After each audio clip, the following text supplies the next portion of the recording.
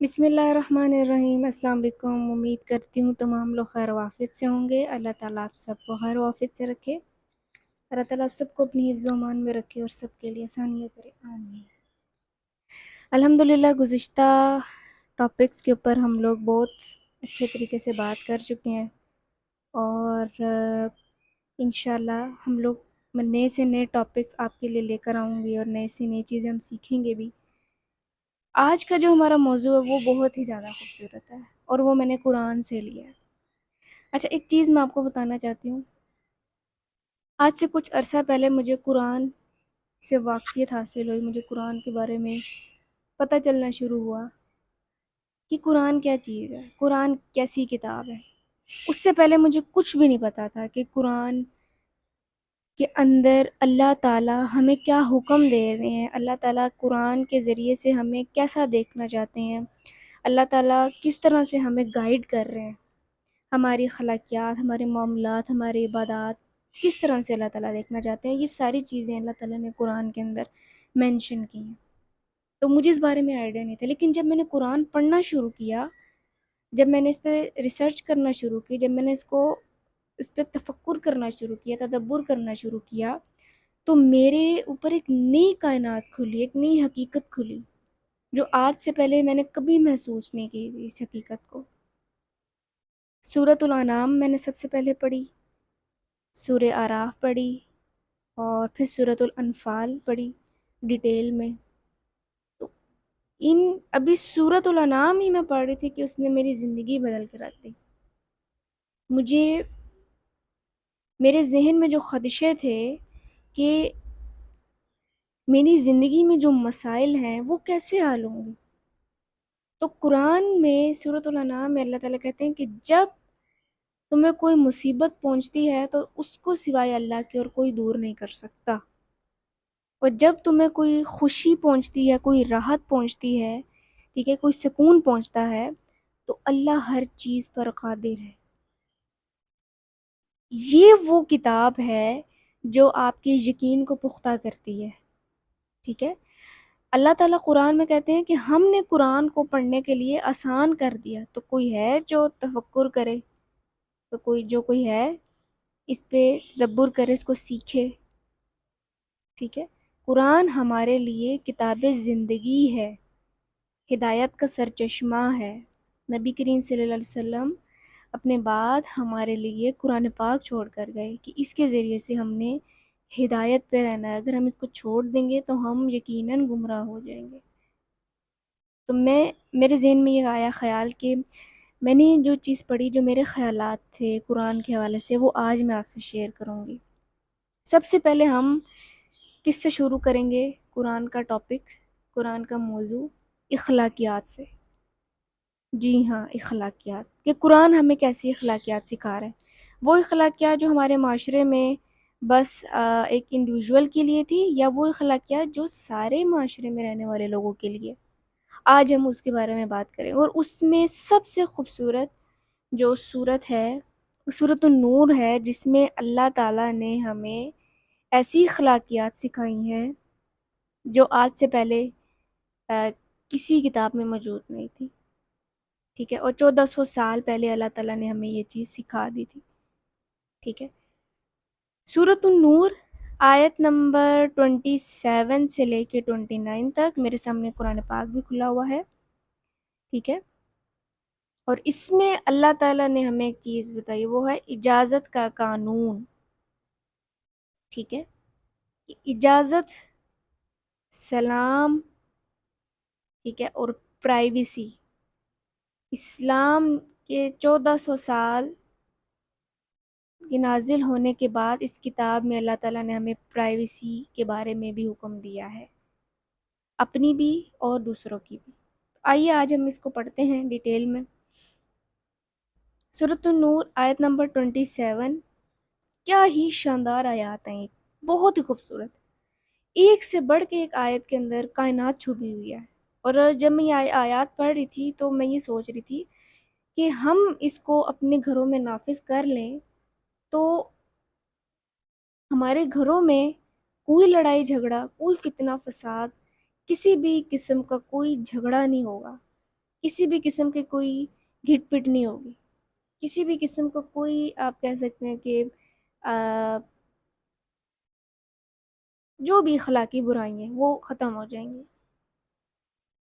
سورۃ النور آیت نمبر 27، اے ایمان والو اپنے گھروں کے سوا اور گھروں میں داخل نہ ہو جب تک اجازت نہ لے لو، اور ان میں رہنے والوں پر سلام نہ کر لو، یہ تمہارے لیے بہتر ہے تاکہ تم نصیحت مان لو۔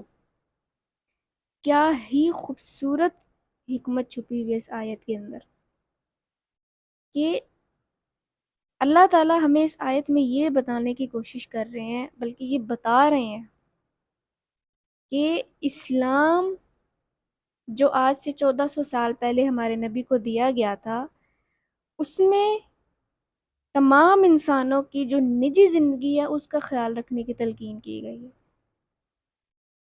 ٹھیک ہے، اب اس آیت میں جو ذکر آیا وہ سلام کا آیا ہے۔ ٹھیک ہے، پہلے اجازت کا ذکر آیا ہے، پھر سلام کا۔ ٹھیک ہے، یعنی کہ آپ یہ دیکھیں کہ سب سے پہلے ہمیں، اگر ہم کسی کے گھر جاتے ہیں، اپنے بہن بھائیوں کے گھر، اپنے رشتہ داروں کے گھر، اپنے دوست احباب کے گھر، تو یہ بہت غلط چیز ہے کہ ہم ان سے اجازت طلب نہیں کرتے۔ ٹھیک ہے، 3 اوقات میں اللہ تعالیٰ نے کسی کے گھر جانے سے منع کی، یہ اللہ کا حکم ہے قرآن کے اندر۔ ٹھیک ہے، کہ اچھا اے ایمان والوں کی بات ہو رہی، ایمان والے کون ہوتے ہیں؟ جو اللہ کی مانتے ہیں، جس طرح میں پہلے بھی ویڈیو میں یہ بتا چکی ہوں کہ مسلمان اور مومن میں کیا فرق ہوتا ہے۔ کہ ایمان والے کون ہوتے ہیں؟ جو اللہ کی مانتے ہیں، جو اللہ کا حکم آنے کے بعد اس کو سر خم تسلیم کر کے قبول کر لیتے ہیں۔ ٹھیک ہے، اب یہاں پہ پہلے اجازت کی بات کی گئی ہے کہ جب آپ کسی کے گھر جائیں پہلے آپ اس سے اجازت طلب کریں۔ اب آپ دیکھیں کہ اس کا الٹرنیٹ آ گیا ہے موبائل فون، یعنی کہ اگر میں کسی کے گھر جاتی ہوں، میں پہلے اس سے کنفرم کروں، میں اس سے پہلے پوچھوں کہ آیا وہ اویلیبل ہے کہ نہیں ہے۔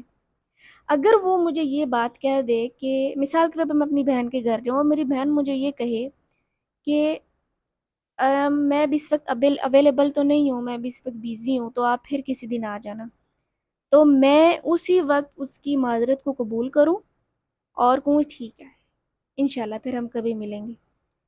اب اسی سے ریلیٹڈ حدیث ہے، نبی کریم صلی اللہ علیہ وسلم نے فرمایا کہ جب تم کسی کے گھر جاؤ 3 دفعہ دستک دو۔ ٹھیک ہے، جواب آ جاتا ہے تو ٹھیک ہے، نہیں آتا تو واپس چلے جاؤ، اور اس بات کا برا بھی نہ مناؤ، یعنی کہ حدیث کے آخری حصے میں ہے کہ برا بھی نہ مناؤ کہ اس نے اگر دروازہ کھولا ہے، نہیں کھولا۔ ٹھیک ہے، یا وہ بیزی ہے یا وہ آپ سے نہیں ملنا چاہتا۔ ٹھیک ہے، اب یہاں پہ اجازت سے مراد کیا ہے کہ آپ نے 3 دفعہ السلام علیکم کہنا ہے۔ اب اس کا، اب پہلے زمانوں میں کیا ہوتا تھا آپ کو پتہ ہے نا کہ مٹی کے گھر ہوتے تھے اور وہ پردے لگے ہوتے تھے کپڑے کے، تو اس میں بھی آپ یہ دیکھیں کہ اگر آپ کو اندیشہ ہے کہ بے پردگی نہ ہو تو آپ دائیں یا بائیں جانب کھڑے ہو جائیں اور آپ سلام کریں السلام علیکم 3 دفعہ۔ اگر اندر سے جواب آ جاتا ہے وعلیکم السلام، پھر آپ اندر جائیں۔ ٹھیک ہے، یہ اجازت لینے کا طریقہ ہے اسلام کے اندر، کتنا خوبصورت طریقہ ہے، بہت خوبصورت۔ ٹھیک ہے، تو وہ اگر آپ کو کہے کہ وعلیکم السلام، پھر آپ اندر جائیں، ان کے پاس بیٹھ کے جو آپ نے کرنا ہے آپ وہ کر سکتے ہیں۔ لیکن اگر اس کے باوجود اگر آپ کو جواب نہیں آتا تو اللہ تعالیٰ نے ہمیں اس چیز سے منع کیا ہے کہ آپ واپس چلے جاؤ۔ یہ نہیں ہے کہ آپ اندر جھانک جھانک کے دیکھو کہ پتہ نہیں کوئی ہے گھر پہ ہے بھی کہ نہیں ہے، تو ظاہر ہے جب اندر کوئی ہوگا ہی نہیں، یا مثال کے طور پر لوگ مصروف ہیں یا وہ سو رہے ہیں یا کوئی بیمار ہے، تو آپ فوراً سے واپس چلے جائیں، یہ اللہ تعالیٰ کا حکم ہے۔ ٹھیک ہے، اور اسی طرح جب تک آپ ان سے اجازت نہ لے لو آپ ان کے گھروں میں داخل نہیں ہو سکتے، بالکل بھی نہیں۔ یہ نہیں ہے آپ زور زور سے جائیں دروازہ ماریں دروازہ ہی توڑ دیں کہ ہم بھائی مہمان آئے ہیں، یہ وہ، ایسی چیز نہیں کرنی چاہیے۔ اللہ تعالیٰ نے ہمیں منع کیا، یہ آیت اس بات کا واضح ثبوت ہے۔ ٹھیک ہے، ہمیں دوسروں کی پرائیویسی کا خیال رکھنا چاہیے۔ ٹھیک ہے، اس کی پرمیشن کے بغیر ہم اس کے گھر میں داخل نہیں ہو سکتے۔ کمرے میں تو کیا اس کے گھر میں داخل نہیں ہو سکتے. دیکھیں اللہ تعالیٰ نے کتنی خوبصورت ہمیں اخلاقیات سکھائی ہیں قرآن میں. ٹھیک ہے. اور اسی طرح اللہ تعالیٰ کہتے ہیں یہ تمہارے لیے بہتر ہے، تمہارے لیے اچھی چیز ہے یہ. ٹھیک ہے. اگر آپ اس نصیحت کو مانتے ہیں، اللہ تعالیٰ ہمیں یہ چیز سکھا رہے ہیں. ٹھیک ہے. امید کرتی ہوں کہ پہلی آیت پہ ہم لوگ تفکر کریں گے، غور کریں گے، اور نہ صرف ان آیات پہ ہم غور کریں گے بلکہ ہم اس کو اپنی ذاتی زندگی میں بھی امپلیمنٹ کریں گے. اور آپ کے پاس ایک ہی آیت ہے، آپ اس کو آگے پہنچائیں. ٹھیک ہے. اس پہ کام کریں، لوگوں کو بتائیں، مجمع میں بیٹھ کے لوگوں سے ڈسکس کریں، اپنے دوستوں میں بیٹھ کے ڈسکس کریں، تاکہ اللہ تعالیٰ کا پیغام یہ زیادہ سے زیادہ عام ہو. ٹھیک ہے. زیادہ سے زیادہ پھیلے، تاکہ ہمارے معاشرے میں جو اخلاقی برائیاں ہیں پرائیویسی کو لے کر وہ ختم ہو جائیں. ٹھیک ہے. ان پہ قابو پایا جا سکے.